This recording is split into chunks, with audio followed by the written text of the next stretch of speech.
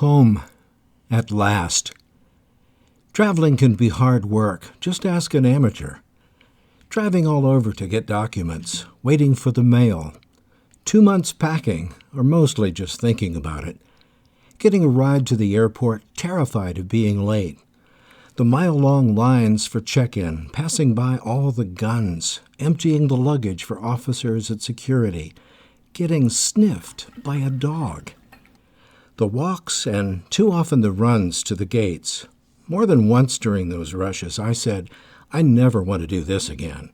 Sitting, waiting, walking, running, searching for the bags tossed out of the plane, hauling them, getting from one hotel to another hotel, then touring, the point of it all. Walking miles, sometimes in the hot sun or pouring rain, squeezing through little places with 50 people or passing through wide-open areas with hundreds of others. And a few times, I have to say quite a few times, I'm walking around a corner, and I'm hit with a particular view, and I can't help saying anything more articulate than, "Oh, wow."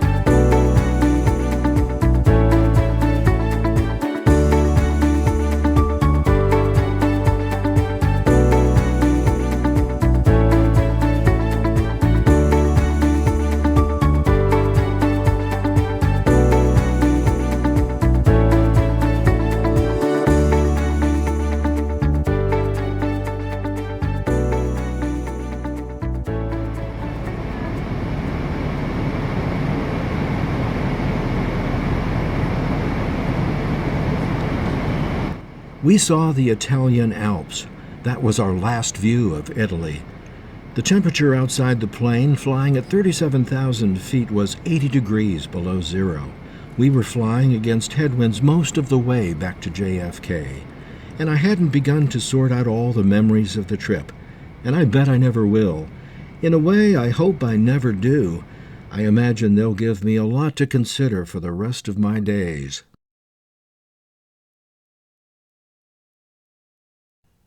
The tour began in Rome. We landed there on May 3rd, 2018 at about 6:30 in the morning local time. We hadn't slept for even a minute on the overnight flight, and now the day was just beginning. Traffic was bustling and sunlight filled every space. After leaving Columbus, Ohio, our luggage stopped moving for the first time at the Hotel Mediterraneo, right downtown. The lobby provided a place for the first few of us to get initial instructions from our tour director, Daniel Bogan. Despite all the advice we were given about not taking a nap in the afternoon, we winked out for 2 or 3 hours to satisfy a need brought on by wakefulness and alertness for some 20. After the nap, we joined a group which was later to grow to 42, and we walked to a nearby restaurant. On the way, we heard that these trees nearby the hotel were healthy and normal for their species. They only added to my sense of being in a dream. Some aspects of this realm were strange and a little disconcerting. Signs everywhere were, for me, indecipherable. The architecture seemed to have changed instantly. This was a different world. The disruption of the sleep cycle may have been a factor in this, but the conversations, easygoing and delightful, made us completely comfortable in this new situation. We had found new friends. The thought that after 10 days we would never see them again did not occur to us. Back to the Hotel Mediterraneo at the end of the day, now thinking in local time, if not entirely adjusted to it. The next morning we were up, ate breakfast, and boarded a bus. We were off to Vatican City. Piazza San Pietro, St. Peter's Square, is never empty for long. For religious celebrations and just appearances by the Pope, it's packed. Every now and then, as we see, it can be relatively quiet. The walls of Vatican City were built in the 9th century to resist barbarians. The walls don't encircle the city. There are many entrances that are not physically challenging, although there are guards and gatekeepers to screen the hordes. In any event, we didn't need a ladder or a catapult. Just this ticket provided by our tour director got us in.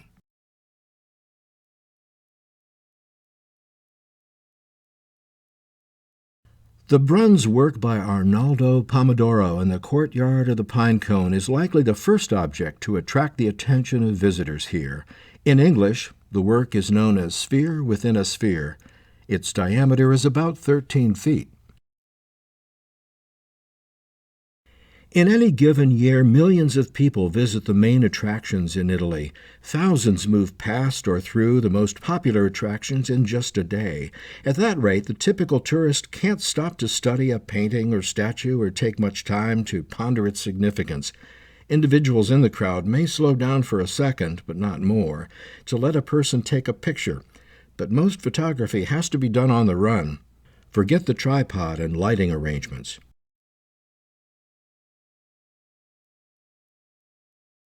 Non nobis Domine, non nobis, sed nomine tua da gloriam. Not to us, Lord, not to us, but to your name give the glory. That's the motto of the Knights Templar.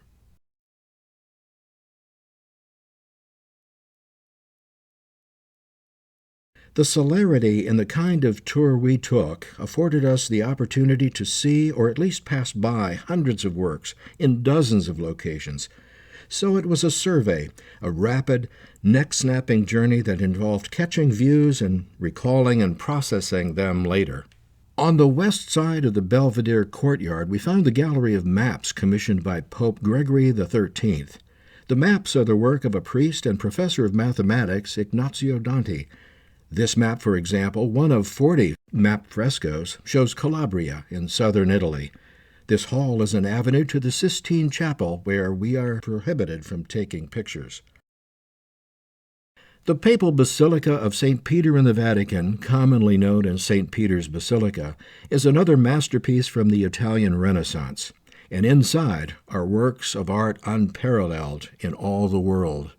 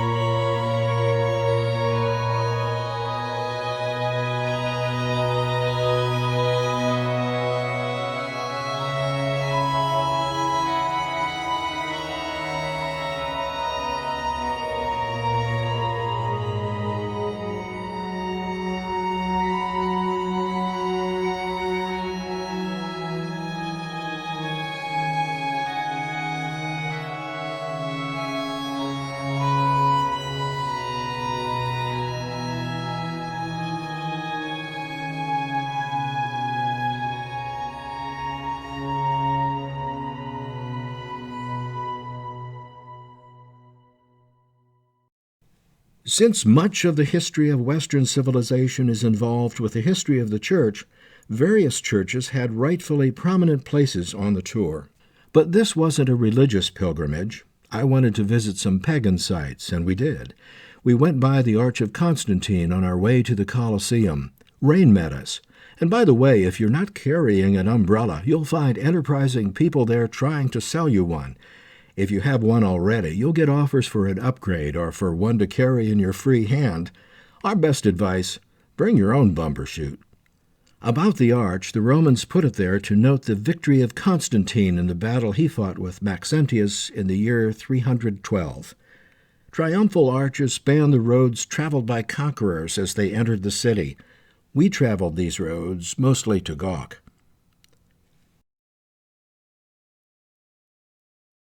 The Colosseum is in ruins, you know, but what is obvious, too, is how much of it has endured, despite the deliberate destruction by robbers of stone and destruction resulting from earthquakes in 443, 484, and 1349. Even more enduring than the buildings are the intellectual and cultural contributions from the Roman Empire. The Romans gave us substantial foundations for language, jurisprudence, political philosophy, and system of government. The greatest contributions we make to the future of humanity may well include our language, our science and technology, our economic and political philosophies. But more than anything else, we better count on preserving the information we've amassed. Many of our greatest technological creations, like optical and electronic devices, TVs, computers, smartphones, and the like, are very fragile and stand a far greater chance of being lost to history than buildings of stone. People in the future may have no idea how advanced our civilization became because heat and wind and soil will quickly obliterate our delicate inventions. Our tour director singled out these people who preferred sitting to walking up higher in the Colosseum.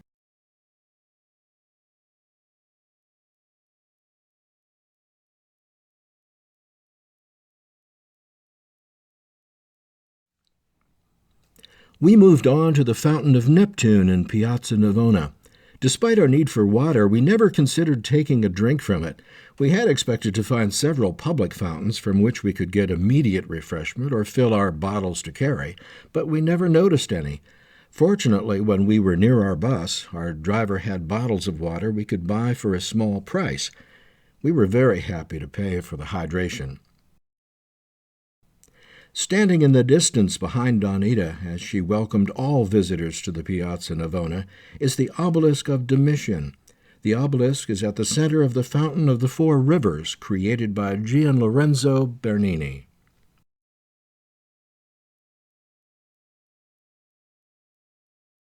The Church of St. Agnes in Agony now occupies the ground once dominated by the Domitian Stadium. In that stadium, St. Agnes was martyred. A ride through the city provides views of a lot of interesting buildings. In the Prati district of Rome, we pass the Palace of Justice. There is the Supreme Court of Italy and the location of the Judicial Public Library. On our own, briefly, and afoot, we pursued a creature comfort. Pharmacies are easy to find. Just look down streets for the comforting green neon crosses above storefronts. We were looking to buy Epsom salt for soaking tired feet. We had this luxury at home, but hadn't yet enjoyed it in Rome. The phrase Epsom salt didn't help us in talking with the pharmacist, however. Epsom salt is the heptahydrate sulfate mineral epsomite. But we didn't have to go that deep. The pharmacist knew chemistry. When we mentioned magnesium sulfate to her, we got the stuff. 2 bags, in fact. This is the key card to our room at the Hotel Mediterraneo. And I should have returned it, I know. In the rush of the tour, I just didn't think about it as we left. Sorry.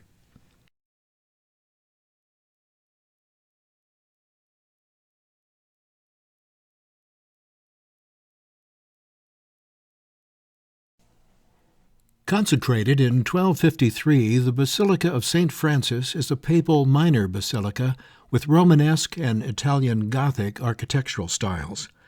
Inside the Basilica of St. Francis, you'll find the papal altar. The frescoes are especially interesting. A lecture was underway when I took this shot. Most of the churches we visited allowed, expected, and even encouraged photography when no religious services are being conducted. A notable exception is the Sistine Chapel, and another one is this area in the Basilica of St. Francis. A fellow tourist, more specifically Mike, conveyed the stern message that no pictures were allowed to be taken here, and I stopped immediately, just after ripping this one. Near the Basilica there are shops, restaurants, places to stay, and pretty views in every direction. We didn't stay at this hotel, but probably would have been delighted there.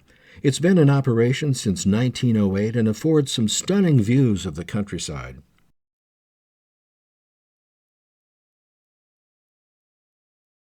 This shop is associated with the nursery of the same name.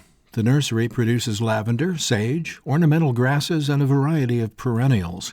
Every year in Umbria, near Assisi, there's a lavender festival held on the last 2 weekends in June and the first weekend in July. A feast of the sages takes place in October. There's food for the body as well as the soul in Assisi. There's food in this shop, and more than the name Cacio Pepe suggests. More than cheese, more than pepper, a fascinating store that had me calling our companions into it. A musty air hovered all the while I watched these things. It wasn't unpleasant, nor was it delightful. It was interesting. And in this shop I discovered the source of the expression under the Tuscan sun. There are several restaurants in Assisi. We went to a cafeteria where the selections were plentiful and delicious. Across the aisle from our table there, we saw 2 icons. A slogan came to my mind immediately. Things go better with Marilyn.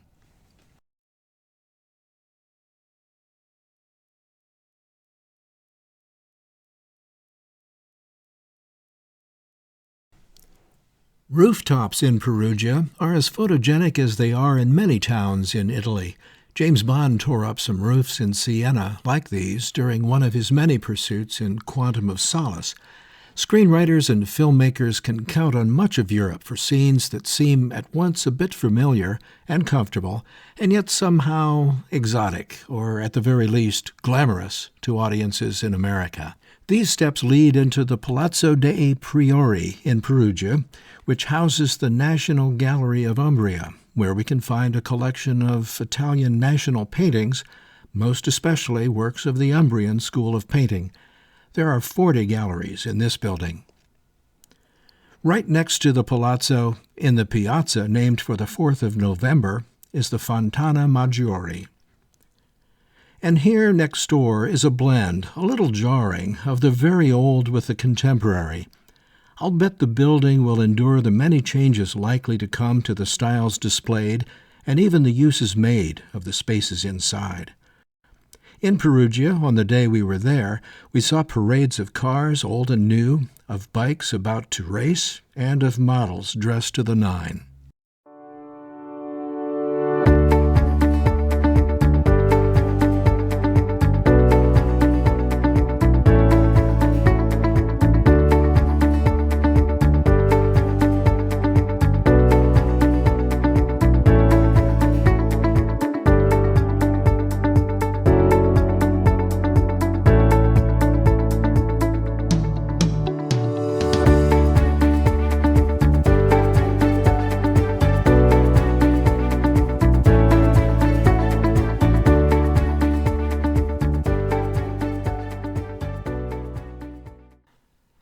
This is the key card to our room at the San Gallo Palace, and I didn't return it as I should have. I'll bet a lot of people just keep them as souvenirs.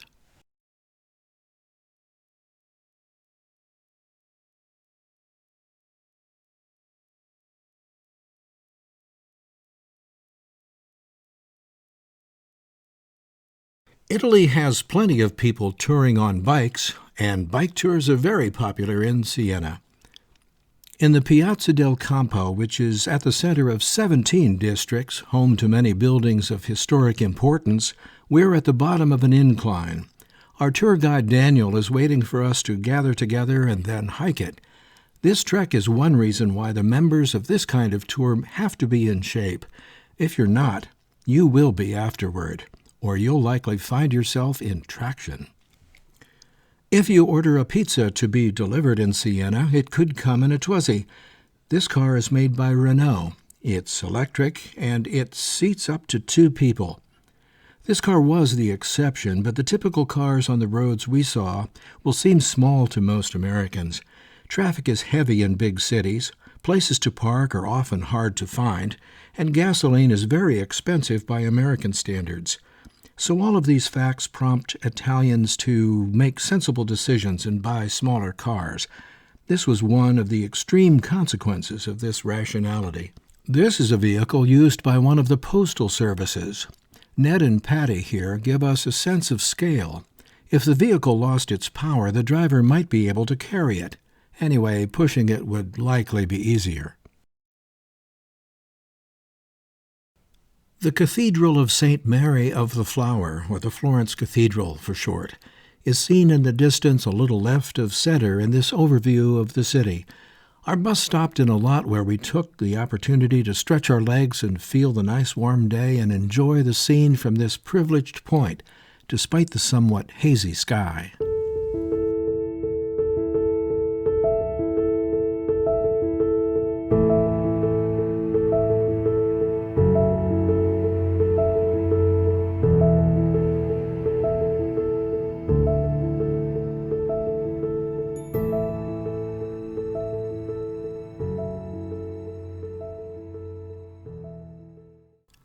At last we stood in the Piazza del Duomo to view the Florence Cathedral close up.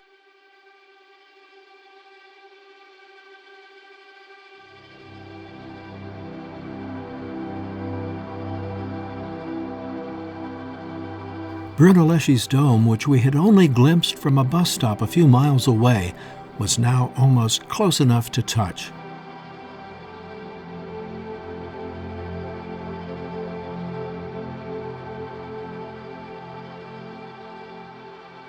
The doors of the baptistry are the Gates of Paradise by Lorenzo Ghiberti. These we could touch, but for the necessary barricade.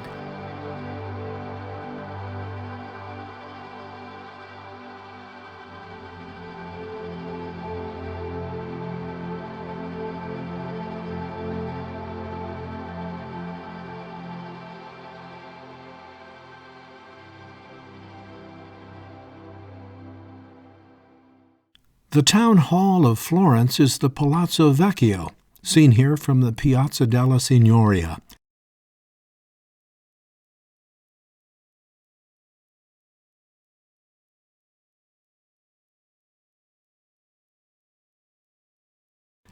In front there's a replica of the David and a statue of Hercules and Caucasus by Baccio Bandinelli. The statue depicting the abduction of the Sabine women is in the Loggia dei Lanzi, situated in the Piazza della Signoria. The building here is near the Uffizi Gallery, which is one of the major attractions in Florence, which we did not visit because of the demands of our schedule. We never lacked for things to see.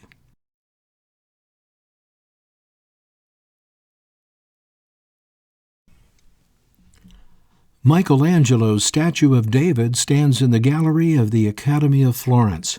This gallery has had as many as 1.5 million visitors in a year.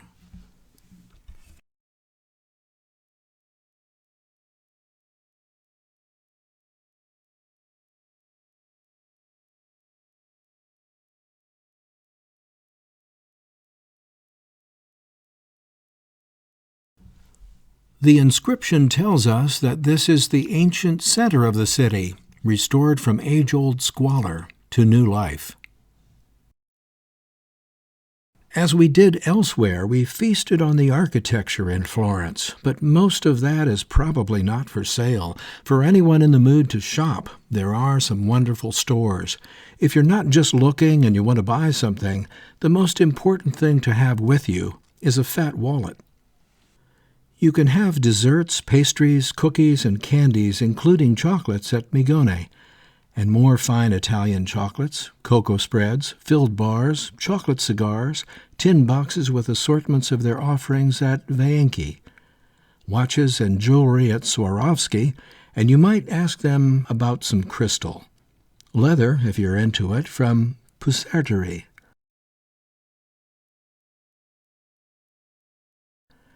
And then there's even something for carnivores. This is the card giving our room number at our hotel in Florence. They didn't use key cards. Instead, we had an old-fashioned key with a weight on it so heavy that anyone attempting to leave the premises with it would walk with a noticeable limp. Moreover, anyone attempting to board a plane with the key they gave us would likely incur a charge so large that the passenger might have to consider leaving a spouse, or at least a suitcase, behind.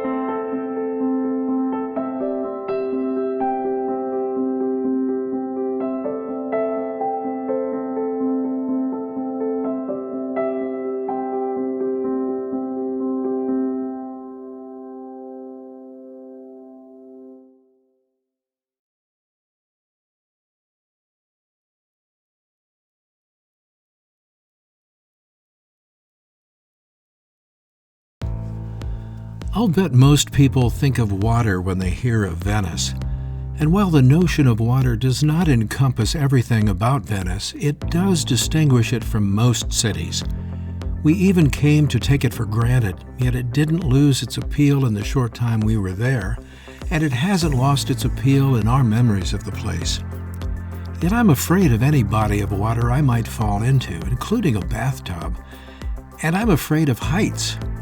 On our arrival, Daniel told us we will have to cross 4 bridges on the way to our hotel. I heard that one of those bridges, the longest, has a glass bottom. Great. I felt my stomach tighten and my heart pumping faster and wondered if I could find my own way without the bridges. but I reasoned that that would involve swimming, which I can't do, or boarding a boat, which would be like taking a taxi to cross a street. I had to man up. And I did, sort of. I believe my record time for crossing that bridge will go unchallenged for decades.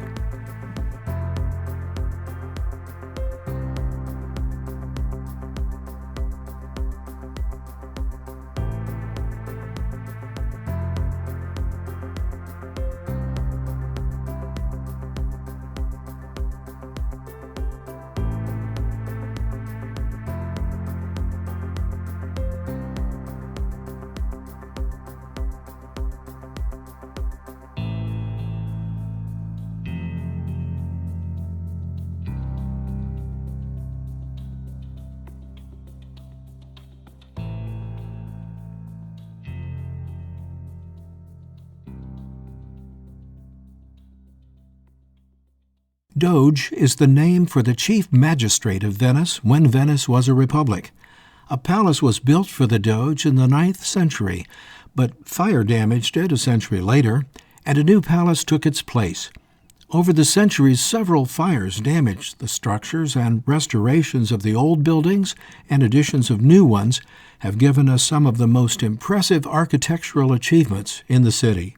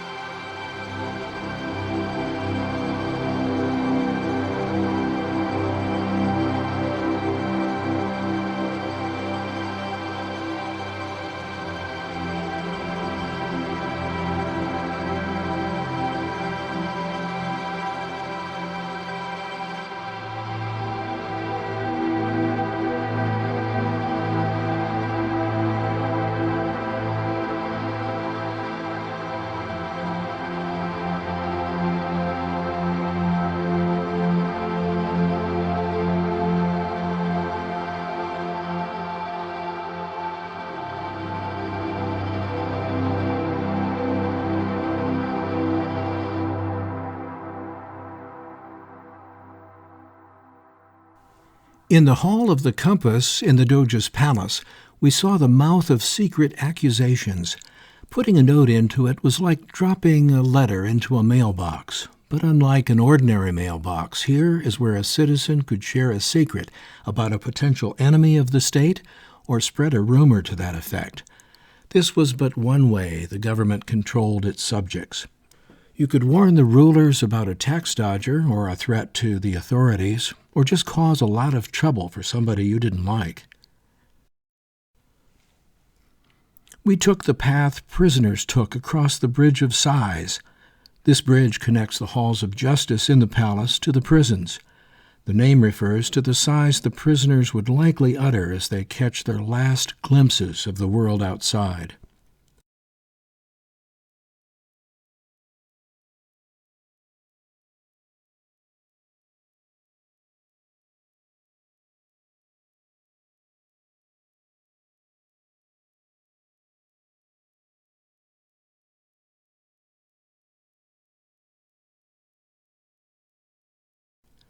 These scribbles on the walls of the cells have long outlasted the lives of their authors. A lot of visitors to Venice take their turns in gondolas, and we were not exceptions. We also fell for the offer of the picture that's forever supposed to conjure pleasant memories of the trip. Even so, the most relaxing experience during the entire trip occurred in that boat. My only regret was that the time there, a half hour, was too brief. An hour and a half would have been better. 2/3 of the way into our time on the water, I managed almost to dream.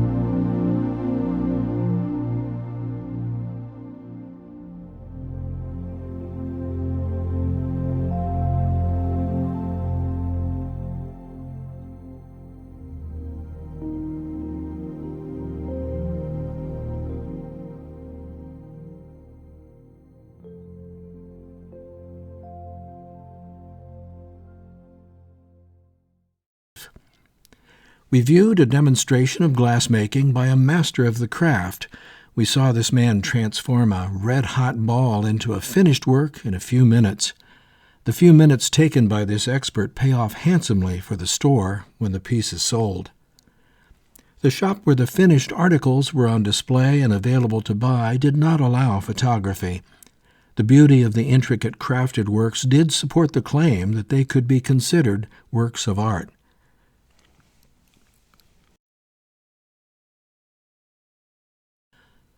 We boarded a boat, and the island of Murano shrank from view. Then, for the leg that included the Grand Canal and a spot right outside our hotel, we took a bus boat. We were going home. But in Venice, we were home already. Water never seemed to be so magical.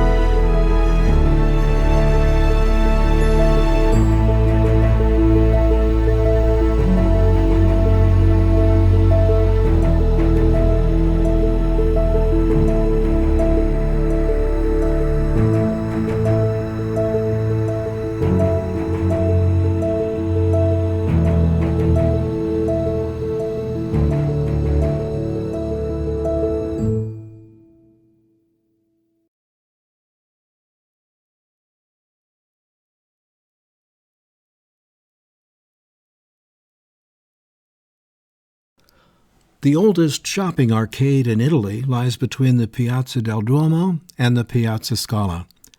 Under the iron and glass roof of the Galleria, in the city considered one of the fashion capitals of the world, we found stores with famous names and goods with extraordinary prices. Window shopping, fortunately, afforded us cheap but complete satisfaction altogether free of guilt.